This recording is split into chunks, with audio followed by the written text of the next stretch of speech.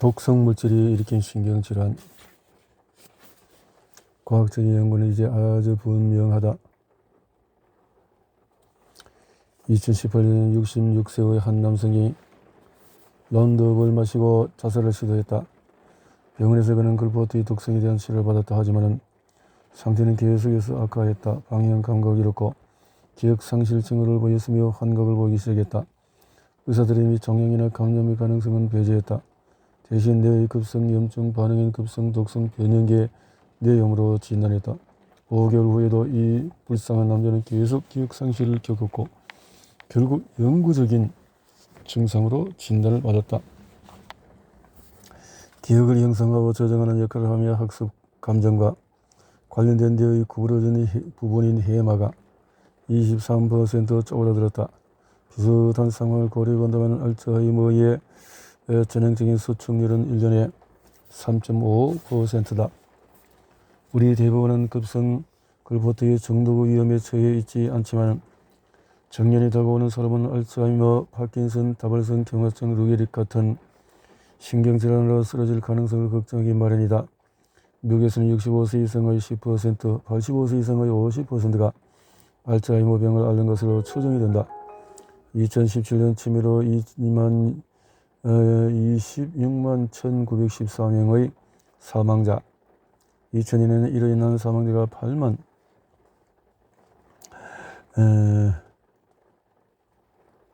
사망진단서를 바탕으로 한 미국 질병관리청의 수치는 가소평가되었을 가능성이 크다. 사람들이 수년 동안의 치매와 살다가 그보다 확실한 무언가로 죽기 때문이다. 사장에서는 논했듯이 알츠하이머는 치매의 지배적인 하위 유형이다. 알츠하이머의 특징은 기억과 실행 기능에 문제가 생기는 것이다. 환자들이 자신이 어디 있는지, 칼과 포크를 어떻게 사용하는지, 혼자 화장실에 어떻게 가는지 등을 잊어버릴 수 있다. 따라서 대체로 지속적인 보살핌이 필요하다. 이렇게 뇌의 손상으로 문제가 되는 것. 뇌 입에서는 환경 독성 물질에 대한 노출이 미국 어린이들 사이에서 자폐증 비율 증가가 얼마나 밀접한지를 보여주고자 자폐증과 가장 밀접한 연관이 있는 환경 독성 물질 10가지의 통계적인 분석을 수행했다. 연구 결과 납, PCB, 유기염석의 농약, 자동차 배기가스, 대기오염 모두 변동 효과나 감소 추세였다. 이를 연구 발표한 2014년까지 노출을 매우 감소했다. 뇌에서는 자폐증과 높은 상관관계가 있는 3가지 독성 노출을 확인했다. 알루미늄, 프리브롬화, 디페닐, 그리고 글포트이다. 추정한 건데 이들의 범위이다. 알루미늄은 신경조직에 유독하다.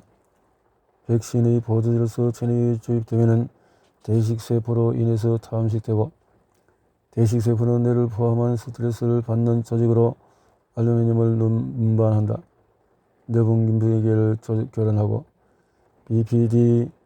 PBDES 노출과 신경발달 손상 사이의 연관성은 광범위하게 연구되었다.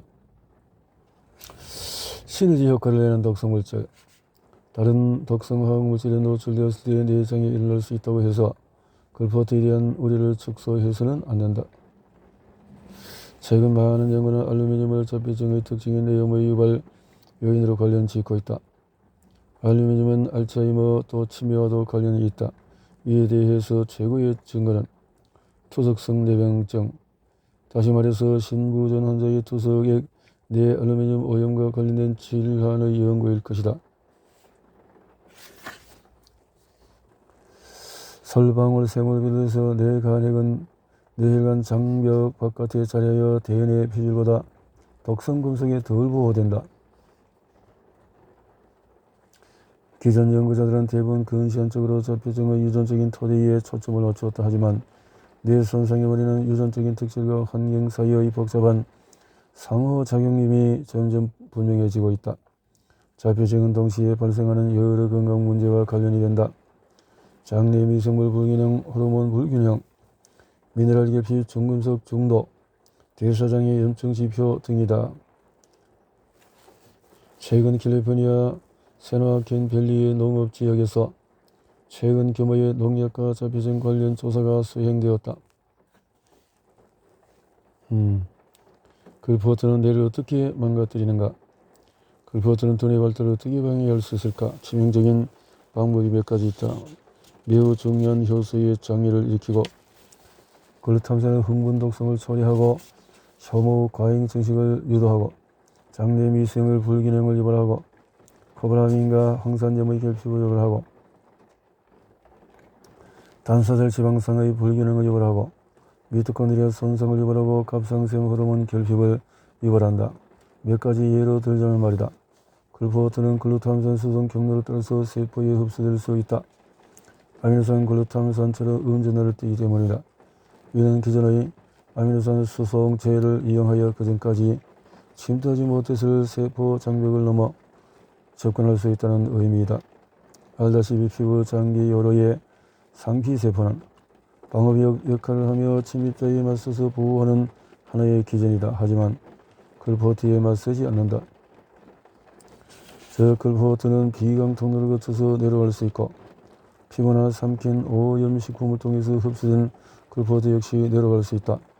일반적으로 글포트처럼 작은 수용성 분자는 뇌혈관 장벽을 통과할 수 없다. 그러나 뇌혈관 장벽을 구성하는 세포와 함께 배양된 신경세포들이 글포트에 취약하다는 것을 밝힌 연구가 있었다. 글포트는 아미노산 수송체를 통해서 방어벽 기능을 결혼하고 뇌에 침투하는 듯 보였다. 글포트는 아스파르트산 수용체를 과도하게 자극하여 해마에서 신경독성을 유발한다. 글포트는 글루탐산 수송체에 편성하여 세포에 들어갈 수가 있다. 해마는 새로운 신경세포가 줄기세포에서 성숙하여 뇌의 다른 부분으로 이동할 수 있는 두 부위 중의 하나이다. 글포트가 세포 수준에서 신경학적인 손상을 일으키는 한 가지 기전은 치의 실험에서 제안이 되었다. 과학자들은 세포를 글리포트에 노출한 다음에 글리포사이트가 용량 의존적으로 세포의 생산성을 줄인다는 것을 찾아냈다. 황산결핍이 불러온 영향은 다른 모든 세포처럼 신경세포는 자기 세포 찌꺼기들을 치운다. 이때 황산에 의존한다. 알츠하이머와 자폐증의 많은 증상이 황산결핍으로 거슬러 올라간다. 황산. 세포와 혈관 성장은 황산헤파란으로 조절된다. 또한 황산헤파란은 세포가 지방, 콜레스테롤, 지용성 비타민을 흡수할 수 있게 한다. 황산헤파란은 신경 발달에 매우 중요하다. 신경 발생. 황산헤파란은 합성력이 없어진 생기는 자폐증 특징을 보였다. 독성물질이 신경전달물질에 있지는 해악은 유리된 글루탐산은 척추동물 신경계의 가장 풍부한 흥분성 신경전달물질로 뇌의 시냅스 연결의 90% 이상을 차지한다. 라운드업을 마신 남성의 아주 손상된 해마에는 특히 글루탐산 수용체가 풍부하다. 해마는 뇌의 다른 부분보다도 글루탐산 신호에 더 의존한다. 글포트와 글루탐산을 결혼한다는 사실은 명확하다. 2014년 이탈리아에서 연구에서 신경독성을 유발하는 것을 지의 해마에서 글루탐산이 발견했다. 새끼들은 자궁에서 음이 지의 노출을 통해서 라운드업에 노출된 전체 노출량은 매일 약 40%로 최대 무독성량의 절반에도 미치지 못했다. 새끼들은 생후 15일째 희생되었고 연구진은 죽은 쥐들의 뇌 조직을 분석하니 해마 조각을 다양한 농도의 라운드업에 노출됐다. 결과 라운드업에 노출되면 칼슘 경로뿐 아니라 글루탐산에 민감한 MNDA 수용체가 활성되며 세포의 칼슘 흡수가 증가했다. 라운드업은 신경세포가 시냅스로 방출하는 글루탐산의 양을 늘렸다. 또한 시냅스에서 글루탐산을 제거하는 뇌세포의 능력을 방해했다. 산화적인 수질에서는 체내에서 제거되지 못하는 자유레디칼이 과잉 상태다. 시냅스의 과도한 글루탐산은 섬세한 뇌세포 구성 성분을 손상하는 산화적인 스트레스와 함께 뇌신경세포를 탈진하게 했다.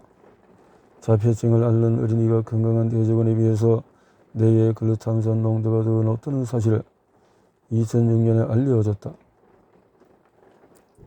글루탐산 수치가 높았다.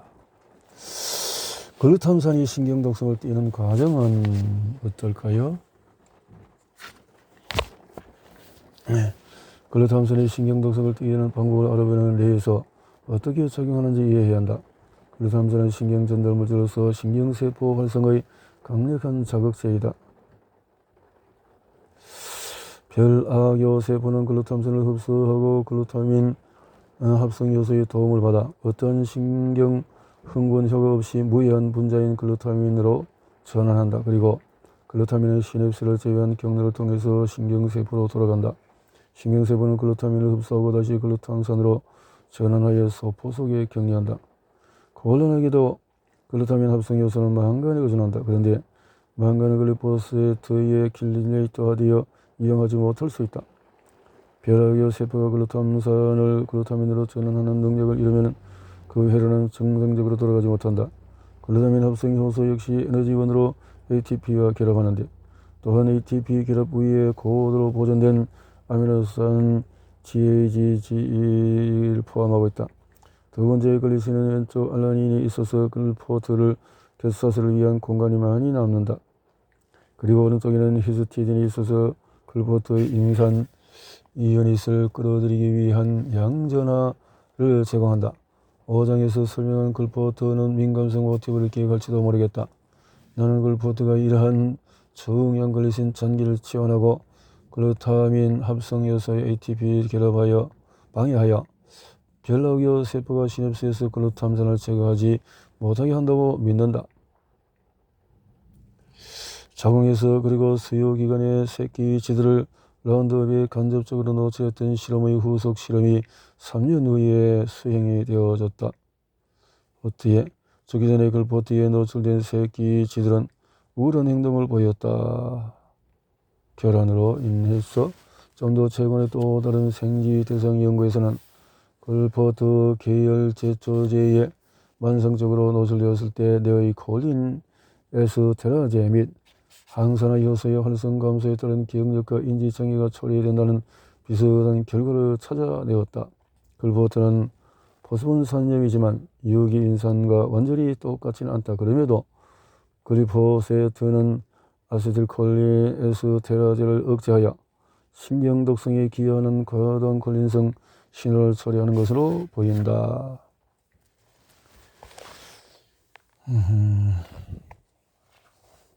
MSGD의 숨은 글루탐산. 생화학자이자 자폐증을 앓는 딸을 둔 캐서린 리드 박사는 유기농 식단으로 바꾸고 글루텐과 카세인을 제거하자 딸의 자폐증 증상이 개선되는 것을 보았다. 비록 자폐증을 앓는 사람들에게 글루텐과 카세인이 없는 식단이 이루어지는 논란의 대상이지만 자폐증 자녀를 둔 많은 부모는 자녀의 식단에서 글루텐을 제거했을 때 자녀의 소화기 증상이 개선되는 것을 발견했다.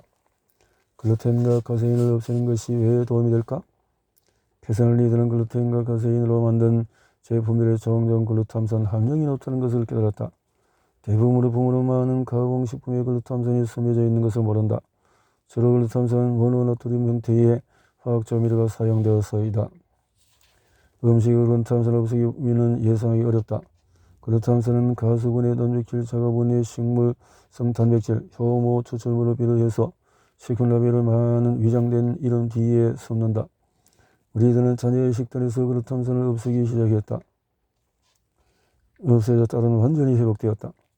과다한 글루탐산은 우울증을 비롯해서 여러 신경질환의 요인으로 알려졌다. 비정상적으로 높은 수준의 글루탐산은 뇌의 과다한 산화적인 스트레스로 이어져서 특히 해마에서 신경세포의 손상을 일으킨다. 은퇴한 신경외과 브레이룩에 따르면 글루탐산 모노나트륨과 아스파탐 같은 흥분 독소를 함유한 식품 첨가제는 죽이는 맛이다.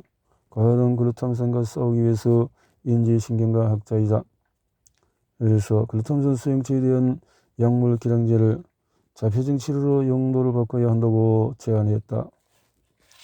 그렇다면 글포트 노출이 어떻게 인간과 다른 동물의 뇌에 영향을 미칠까?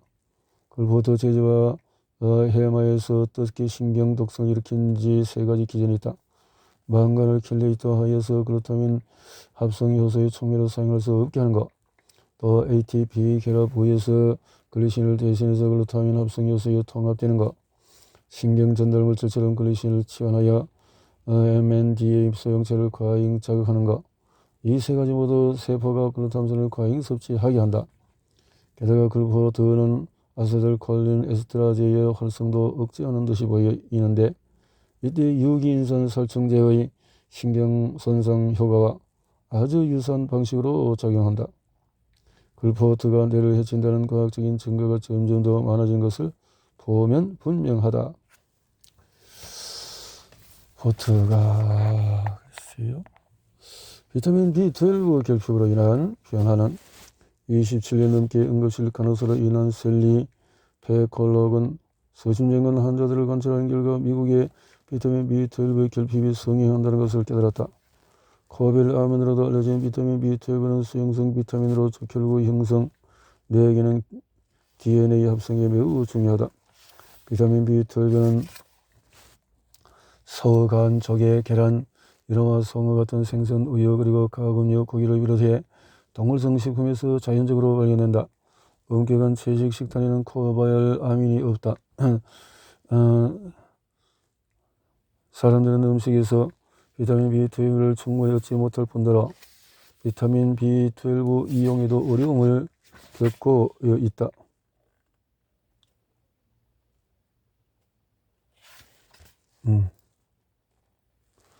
코발아민은 미네랄 코발트를 함유하며 코린 고리에 박힌 중심의 코발트 이온 없이는 제기능을 할 수가 없다. 혈청 코발트와 망간의 양은 글루코드에 만성적으로 노출된 동물에게서 매주 나눠질 수 있다. 설상가상으로 코린 고리는 다중피럴 서브유닛으로 조립되는데 피를 합성 경로의 중요한 효소가 글루코드에 의해서 억제된다. 비타민 B12 결핍은 발달 지연, 성장장애, IQ 저하, 발작, 행동 문제, 섬세한 근육 운동 조절 및 팔다리 움직임 결함 등 다수의 건강 문제를 일으킬 수 있다. 여기에 비타민 B12 결핍이 치료되지 않으면 영구적인 장애로 이어질 수 있다. 코발아민은 자폐증을 앓는 어린이, 노인, 조현병을 앓는 사람들의 뇌에서 병적으로 났다. 실제로 코발아민의 두 가지 형태인 메틸코발아민과 아데노실코발아민 수치가 뇌 기능이 손상된 사람에게서 최대 3배나 낮다. 글루타티온 코발아민은 훨씬 더 가파르게 줄어든다. 나는 이 사실이 특히 중요하다고 생각하는데 글루타티온 결핍이 뇌 장애와 연결되어 있음을 암시하기 때문이다. 코발아민과는 별개로 낮은 글루타티온과 메티라 장애는 자폐증의 특징으로 알려져 있다. 두 문제 모두 코발아민 결핍으로 더욱 악화되며 뇌 기능에 부정적인 영향을 미친다. 메티라 장애와 낮은 글루타티온에 더해 비타민 B12의 낮은 수치는 결국 뇌에 글루탐산 호모시스테인 암모니아의 양을 늘릴 수가 있다. 이는 결국 저등급 만성 뇌증으로 규정되는 염증 반응을 유도한다. 비타민 B12가 신경세포 시냅스에서 글루탐산의 분비를 용량의 전적으로 억제해서 비타민 B12의 결핍이 글루탐산 분비를 늘린다고 알려졌다. 낮은 비타민 B12가 자폐증과 관련된 글루탐산 독성의 구성인이라는 사실은 분명하다. 셸리 페콜록과 그의 동료인 응급실 의사 제프리 스튜어트가 비타민 B12로 환자들을 치료해서 일부 사례에서 치매를 되돌릴 수 있었다는 것은 칭찬받을 만한 일이다. 글루코드가 코발아민을 어떻게 교란하는지 알게 된 후에 나는 코발아민의 체내 역할에 특히 관심을 두게 되었다. 2019년 나는 포틀랜드 종양학자인 그레고리 나이 박사와 함께 신체가 코발아민 결핍을 어떻게 보완하는지 설명하는 또 다른 논문을 발표했다. 비타민 B12에 의존하는 효소는 소수에 불과하지만 각각은 세포의 건강에 매우 중요하다. 이러한 축적된 화합물 즉 프로피온과 메틸말론산은 뇌로 들어가서 대사 활동을 수정하여서 대식세포와 혈관에 공급하기 위해 뇌에서 황산을 추출한다. 결핍, 뇌가 형성되는 동안의 신경줄기세포는 대개 신경세포나 신경교세포 중에 하나로 분화한다. 희소돌기악교세포, 미세악교세포, 별악교세포를 포함하는 신경악교세포는 신경선율을 재련하고 신경세포의 영양지원과 면역보호를 제공하기 위해 미엘린을 형성한다. 이건 다 좋다. 하지만 신경세포에 비해서 신경아세포가 너무 많으면 신경세포 사이의 연결이 결함된다. 또한 신경아세포는 뇌에서 염증을 개시하는 역할을 한다. 자폐증의 경우에 뇌의 신경세포에 비해 신경악교세포가 너무 많다. 프로피온산은 세포 분화 방식에 영향을 미친다. 초기 발생 동안에 뇌의 프로피온산이 너무 많으면 신경악교세포의 가행 생산을 처리할 가능성이 있다. 인간 신경악교세포에 관한 실험에서 신경세포나 신경악교세포로의 분화에 프로피온산이 미치는 극적인 효과를 볼 수 있다. 정상적인 배양 상태에서는 세포의 47%가 신경악교세포가 되지만 세포가 프로피온산에 노출되면 최대 80%가 신경악교세포가 된다. 치의 내실에 프로피온산을 조입하자 저들은 자폐증의 전형적인 반사회적인 행동을 보였다. 일찍이 2002년에 자폐증의 코바라민 결핍의 결과일 수 있는 소변 내 메틸 말론산 증가와 관련된다는 사실이 관찰되었다. 코바라민 결핍으로 메틸 말론산이 과도해지면 ATP를 생산하는 산화적인 인산화와 포도당을 대사하는 시트르산 회로에 모두 참여하는 유일한 효소이자 미토콘드리아의 중요한 효소가 억제된다. 플라보 단백질의 효소는 속신산 탈수소 효소다. 속신산 탈수소 효소의 손상은 짐작했겠지만 역시 자폐증과 관련이 있다. 낮은 용량의 글포트 계열 제제가 속신산 탈수소 효소를 억제해서 태반 세포 죽음을 유도한다고 밝혀졌다. 글포트는 사랑 호르몬을 싫어한다. 글포트가 옥시토신은 사람들을 기분 좋게 만들기 때문에 종종 사랑 호르몬이라고 한다. 신경펩티드는 6억 년 전으로 거슬러 올라가는 고대 펩티드 일원이다. 글포트가 말단 글리신을 치환하면 글리신 분자를 쪼개는 이 마지막 단계를 억제할 가능성이 있다. 비록 연구는 되지 않았지만 이는 분명히 기능에 중요한 결과를 낳는다. 지렁이, 연체동물, 곤충, 거미, 척추동물은 옥시톤처럼 최소 14가지의 짧은 펩티드를 집합적으로 합성한다. 그들은 모두 아미노산 9개로 구성되며 싹둑 잘린 글리신 잔기로 끝난다. 아마도 글포트는 같은 메커니즘을 통해 그 호르몬을 결혼하고 있을 것이다. 옥시토신 결핍은 사회적인 상호작용을 훼손한다. 자폐증 어린이는 일반적으로 옥시토신이 결핍된 상태이다. 임신부의 갑상샘에 문제가 생기면 알다시피 곤충 잡초, 곰팡이를 방지할 때 쓰이는 것들을 비롯해서 많은 환경오염물질이 내분비 결합물질이다. 시상하고 뇌하수체에 35,000명이 넘는 사람들을 대상으로 한 연구에 따르면 글포트를 포함해서 여러 농약에 크게 노출된 개인에게서 각삼성 기능 저하증의 위험성이 증가했다.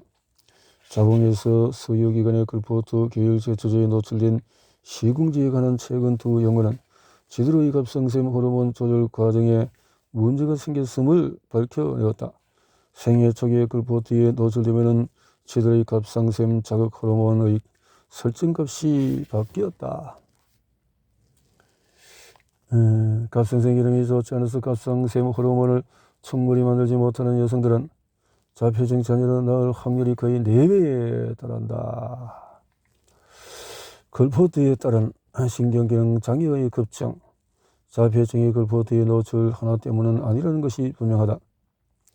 자폐증 심지어 1943년 리오 케너가 설명한 심각한 자폐증 글리포트의 개발 이전부터 존재했다 하지만 자폐증 발병률이 증가하고 있고 특히 두뇌 발달이 빠르게 이루어지는 시기에 환경 스트레스 요인에 노출된 아이와 세월이 들어 만성적으로 노출되어 온 노인 사이에서 뇌기능 장애의 발병률이 높아지고 있다는 것은 분명하다. 생물학적인 항상성을 유지하기 위해서 우리가 먹는 음식, 숨쉬는 공기, 마시는 물, 미생물, 미네랄, 또 단백질, 모든 이런 것들이 위해서 영향을 미치는 가장 음흉한 독성 노출 중 하나가 글루포트다. 독성이 점점 심각해지는 세상에서 자폐증 같은 신경기능 장애는 글루포트 없이도 증가할 수 있다. 하지만 글루포트가 생물의 체계에 교란하는 많은 방식, 특히 두뇌 발달에 영향을 미치는 무선 방식들이 현재 목격되는 시너지 효과를 내는 독성들이 빠른 축적에 영향을 끼친다는 사실은 틀림이 없다. 재밌네요.